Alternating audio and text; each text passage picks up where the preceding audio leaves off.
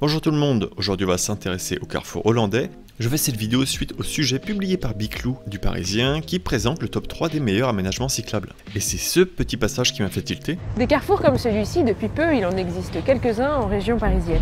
Comme par exemple à Pantin, sur cette intersection flambant neuve, inaugurée en mars 2020. On va donc voir dans un premier temps à quoi ressemble un carrefour hollandais, puis comment ils ont été mis en place en France. Avant d'aller plus loin, je partagerai ici mon point de vue personnel sur la mise en place de ces infrastructures, car elles sont encore trop récentes en France pour qu'on puisse en faire des statistiques, analyses et que je puisse m'appuyer sur ces documents. Ce sujet sera donc une approche constructive et je vous invite à partager vos avis, commentaires, critiques en description, car je ne détiens pas la vérité. Analysons maintenant à quoi ressemble un carrefour hollandais. Pour permettre une analyse claire, j'ai donc découpé ça en 4 axes, les différents types d'usagers qui peuvent aborder ce carrefour, les piétons, cyclistes, véhicules et transports en commun. Et la première chose que l'on remarque, c'est que l'intersection n'est pas gérée par des feux. Les feux sont uniquement là pour permettre le passage des transports en commun. Pour ce qui est des piétons, les passages piétons sont collés à la bande cyclable, les piétons sont prioritaires sur les autres usagers, ils circulent à l'extérieur de l'anneau et ne peuvent en aucun cas rejoindre le centre de la place. Ils disposent d'un îlot à chaque croisement pour simplifier leur passage en plusieurs étapes. Alors pour l'instant je ne détaille pas l'utilité de chacun de ces points, ça je le ferai dans le comparatif entre la France et la Hollande, pour montrer effectivement l'importance de chacun de ces choix. Passons maintenant aux cyclistes, ils tournent sur une piste qui est à sens unique, dans le même sens que les véhicules, c'est-à-dire le sens anti-horaire. La piste mesure 1,70 m au minimum, c'est le minimum légal aux Pays-Bas, et on peut voir que les cyclistes peuvent se dépasser sans mal. Les cyclistes sont prioritaires à chaque intersection une fois qu'ils sont à l'intérieur de l'anneau. Ils doivent laisser la priorité aux piétons et cyclistes pour entrer et sortir de l'anneau. L'accès et la sortie se fait via des pistes séparées de la chaussée, et la couleur de la piste est différente de celle de la chaussée. Pour ce qui est des véhicules, avant de rentrer dans la boucle, ils doivent attendre une première fois que les piétons et cyclistes passent. Ensuite, ils doivent de nouveau céder la priorité aux véhicules qui sont déjà engagés dans l'anneau grâce à un espace qui leur est dédié et qui ne gêne pas les cyclistes. Cela permet de faire un contrôle en 2 fois. A noter, une fois que les véhicules ont passé le passage piéton, les véhicules et cyclistes ne peuvent arriver que de la gauche. Une fois dans l'anneau, les véhicules sont prioritaires et peuvent tourner tout autour sans arrêt. Les véhicules ne peuvent pas s'arrêter ni stationner à l'intérieur de la boucle. Il peut y avoir une ou plusieurs voies de circulation à l'intérieur de cette boucle, mais il faut que ces voies soient clairement identifiées. Enfin, pour sortir de la boucle, les véhicules doivent céder la priorité aux cyclistes et piétons et ont une zone dans laquelle ils peuvent patienter sans gêner les véhicules qui tournent dans l'anneau ni les cyclistes. Et le dernier point, c'est les transports en commun. Ils sont absolument prioritaires à l'aide d'un feu. Ils n'utilisent pas le centre de la place comme station, mais le font avant ou après l'intersection. Et enfin, ils ne font que traverser le centre de manière brève. Alors ça fait beaucoup de points, une vingtaine exactement, mais ça permet d'avoir un comparatif très précis et de mieux comprendre les différences de mise en place entre la France et la Hollande. On notera également que sur le graphique de Biclou, il y a un petit problème au niveau du cycliste qui ne tourne pas dans le bon sens, car dans la réalité, la piste est bien à sens unique et tourne dans le même sens que les véhicules. Je reviendrai plus tard sur ce point qui est au final très important. Bon, à part cette petite coquille, le reportage de Biclou est extrêmement intéressant et je vous encourage à aller le voir, vous retrouverez le lien en description de cette vidéo. Bon, maintenant qu'on a les bases pour le carrefour hollandais, on va quand même s'intéresser au rond-point français. Ici c'est Le Monde qui a fait une excellente vidéo là-dessus, pareil, vous aurez toutes les infos en description. Donc tout d'abord, le rond-point c'est une invention française et c'est pourquoi la France est l'un des pays où l'on en compte le plus. Ensuite cette idée a été reprise au Royaume-Uni où ils y ont apporté une amélioration majeure, c'est la priorité à celui qui circule dans l'anneau. Ça permet d'éviter de se retrouver bloqué dans le rond-point car on a la priorité pour pouvoir y circuler et donc en sortir.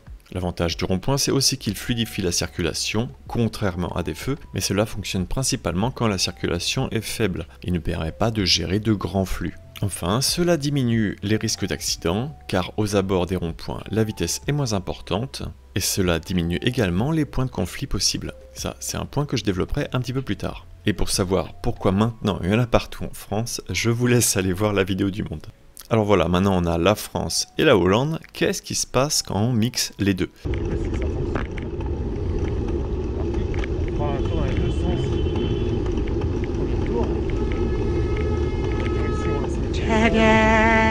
Pour celles qui sont encore en test, il y a donc Saint-Cloud et la place de la Catalogne qui ont beaucoup de similarités. Je vais donc les analyser ensemble. Le premier point, c'est donc les feux. À Saint-Cloud, il y a 3 feux qui créent de nombreuses problématiques, qu'on verra détaillées dans chaque catégorie d'usagers. Et pour la place de Catalogne, il n'y a pas de feu, donc 1 point pour Catalogne. On passe maintenant aux piétons. La première observation, c'est que le passage piéton n'est pas collé à la bande cyclable, ce qui fait que les automobilistes ont tendance à attendre dans cette zone entre la piste cyclable et le passage piéton.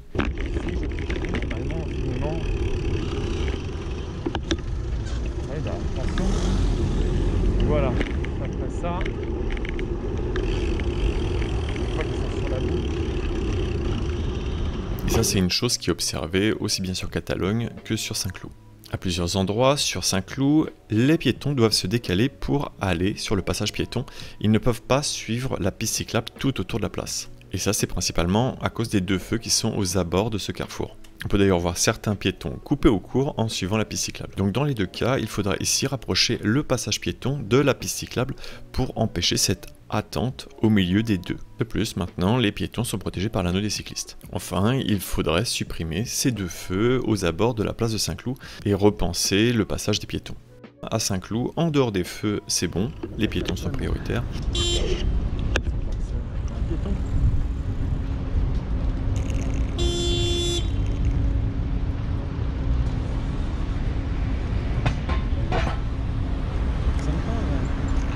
Et sur Catalogne, oui, aucun problème, il n'y a pas de feu. Alors, pour ce point, pas vraiment, car dans les 2 cas, les piétons peuvent utiliser la piste cyclable pour rejoindre les véhicules stationnés, créant potentiellement différents types de conflits de trajectoire. Il y a également un arrêt de bus au milieu de Saint-Cloud et des endroits pour charger des clients au niveau des taxis. Donc là, aucun des 2 ne gagne de points. Au niveau de Saint-Cloud, oui, il dispose d'îlots, et pour la place de la Catalogne, aucun problème, il y en a partout, à chaque fois que c'est nécessaire. Passons maintenant au côté vélo. Et là, on se rend compte dans les 2 cas qu'il y a un truc qui cloche. Pourquoi avoir fait un double sens cyclable? Alors dans un premier temps, ça semble être une bonne idée, ça permet aux cyclistes d'aller dans toutes les directions qu'ils le souhaitent, mais on va voir que ça apporte de nombreux désagréments. Le premier, c'est quand les véhicules arrivent au niveau de cette intersection, ils s'attendent à ce que l'ensemble des véhicules arrivent de leur gauche. Pourquoi avoir choisi la gauche? Eh bien c'est l'endroit où est le conducteur, il a donc une meilleure visibilité, il est directement à côté de la fenêtre, il a une bonne vue au niveau du pare-brise et il n'y a pas d'angle mort possible.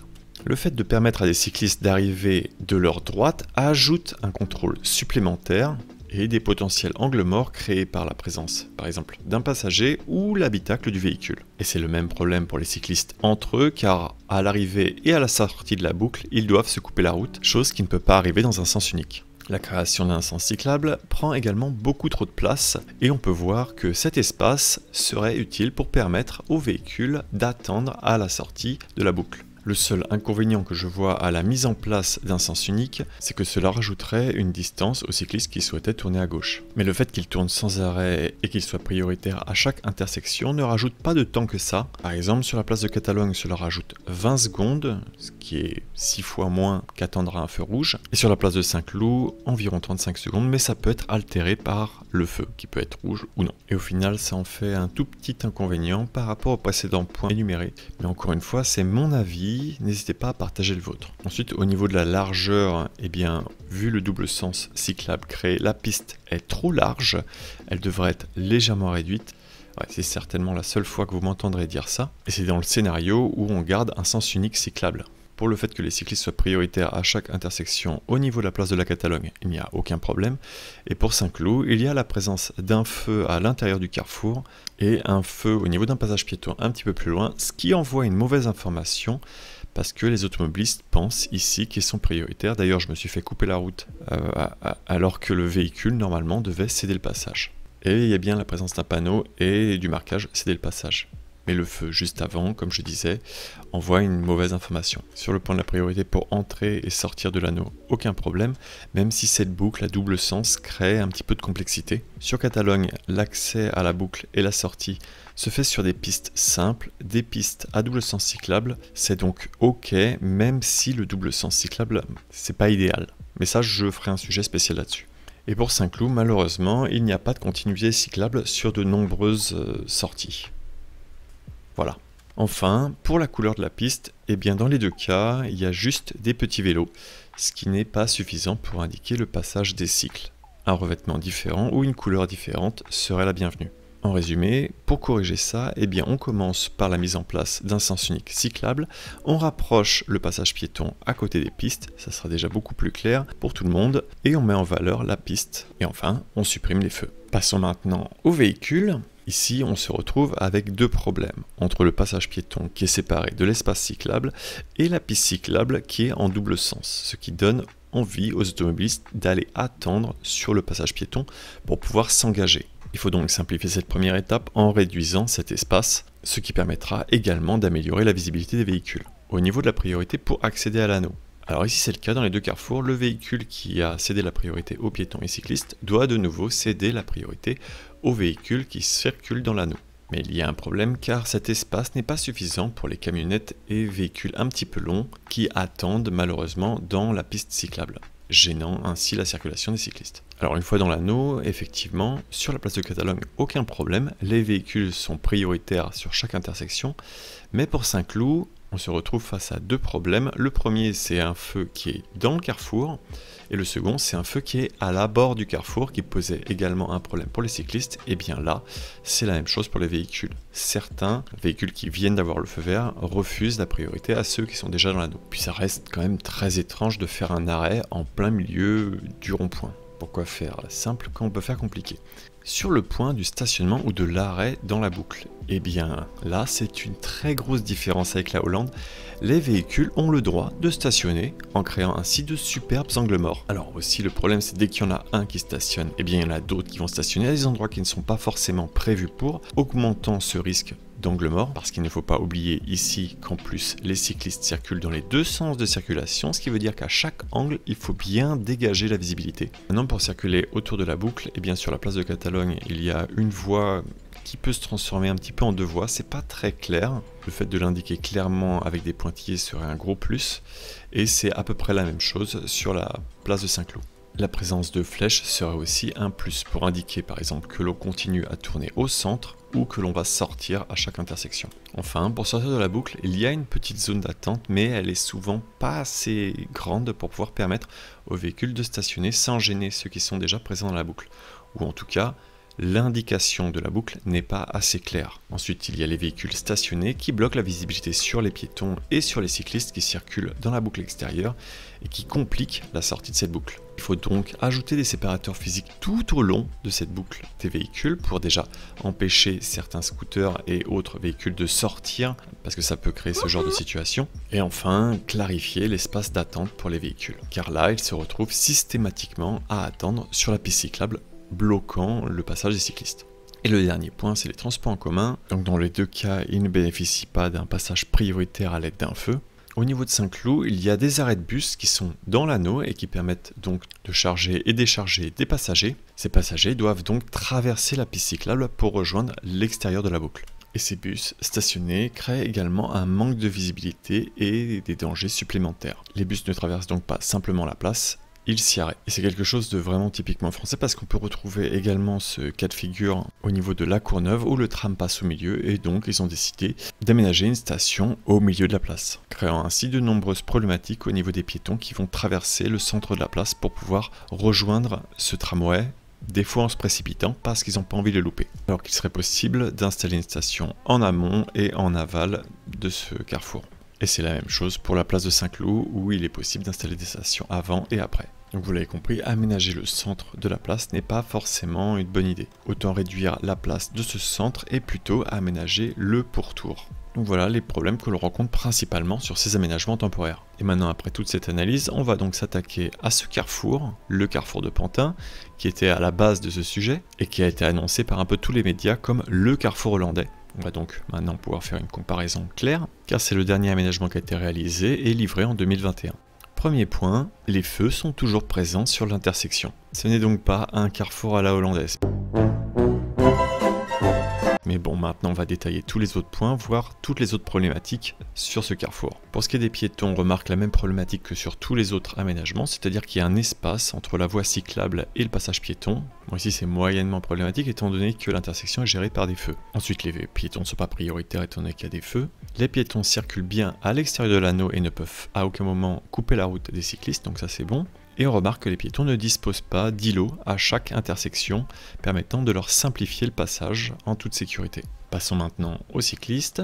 Pour ce qui est de tourner dans un sens unique, et dans ce cas-là, c'est bon, donc très bien. Pour la taille de la bande cyclable, c'est également bon, sauf qu'effectivement, il y a des petits problèmes au niveau des accès, il y a des plots qui sont en plein milieu, et ça empêche certains vélos cargo, certains vélos avec des remorques ou des triporteurs de pouvoir circuler convenablement. Alors ici, il faut faire très attention, les cyclistes ne sont pas prioritaires une fois qu'ils sont dans l'anneau, ils doivent respecter les feux piétons. D'ailleurs, à cause de ça, la journaliste de BFM a bien failli se faire percuter parce qu'elle est passée au rouge, pensant qu'elle pouvait circuler en liberté tout autour de l'anneau. Ce qui n'est pas le cas. Pour l'accès et la sortie au carrefour, il y a bien des pistes protégées tout du long, et ça c'est bien. Et enfin, dernier point, la piste est bien claire, en vert, donc sur ce point-là, il n'y a pas de problème. Le très gros problème qu'il y a donc sur cette intersection, c'est qu'il y a le feu, et qu'en plus les cyclistes ne sont pas autorisés à passer le premier feu pour pouvoir s'engager dans l'intersection, ce qui fait que quand ils démarrent en même temps que les véhicules, ils risquent de se faire couper la route par un véhicule qui décide de sortir. Et les cyclistes sont obligés d'attendre en 2 temps pour pouvoir traverser par exemple à gauche. Ce qui rend la traversée beaucoup plus sécurisante, il est vrai, mais beaucoup de cyclistes ne vont pas respecter la signalisation et continuer comme avant, comme moi par exemple qui vais préférer la chaussée parce que tout simplement je ne vais pas avoir 2 feux à attendre de suite. Ensuite pour les véhicules, eh bien avant de rentrer dans la boucle, ils doivent attendre que les cyclistes et piétons passent, mais de toute manière il y a un feu pour gérer ça. Les véhicules, une fois engagés, n'ont pas à céder la priorité aux véhicules qui sont en train de tourner dans l'anneau. Il n'y a pas non plus de zone qui leur permet d'attendre après la piste cyclable pour laisser justement ces véhicules tourner dans l'anneau. Une fois dans l'anneau, les véhicules ne sont donc pas prioritaires et doivent laisser la priorité à tous les véhicules entrants. Pour ce qui est de stationner ou s'arrêter dans la boucle, pas de problème, il n'y a pas la place de le faire et la zone est bien protégée avec des plots qui garantissent une bonne visibilité sur les cyclistes et piétons autour de la place. Le problème dans cette place, c'est que le centre n'est pas matérialisé physiquement et donc certains véhicules le coupent en contresens, comme on peut le voir dans cet extrait. Enfin, pour sortir de la boucle, il y a dessiné au sol un cessez le passage qui n'a pas beaucoup de sens étant donné que le carrefour, encore une fois, est géré par des feux. De plus, ce marquage au sol n'est pas accompagné d'un panneau cessez le passage. Enfin, pour les transports en commun, eh bien, le cas de figure ne se présente pas sur cette place. Néanmoins, il y a bien des bus qui empruntent cet itinéraire et on peut voir des plateformes de bus qui permettent aux piétons d'accéder au bus sans que le bus ait à se rabattre sur les cyclistes, ce qui est une très bonne chose. À part donc ce manque de priorité sur l'intersection, les transports en commun valident bien les 2 autres points, qui sont de ne pas s'arrêter au milieu de la place et d'avoir des stations avant et après la place. Donc vous l'avez compris, le carrefour de Pantin n'est pas exactement un carrefour hollandais, il s'en rapproche sur certains points, et comme vous le voyez, il reste encore de nombreux points à améliorer pour permettre aux usagers qui l'empruntent de pouvoir le faire en toute sécurité. J'espère que ce sujet vous a plu, n'hésitez pas à échanger autour de ce travail et le partager pour que l'on puisse réfléchir ensemble à comment régler ces différentes problématiques. Je tiens à dire un grand merci à tous mes tipeurs qui permettent de soutenir le projet Altisplay et de vous proposer ce type de documentaire que j'ai trouvé passionnant à réaliser. Donc merci encore à vous. Merci à ceux qui soutiennent la chaîne en simplement s'abonnant et la partageant, la likant, et aussi en étant restés jusqu'au bout. Il est temps que je vous laisse. Je vous dis à bientôt pour de nouvelles vidéos et bonne route.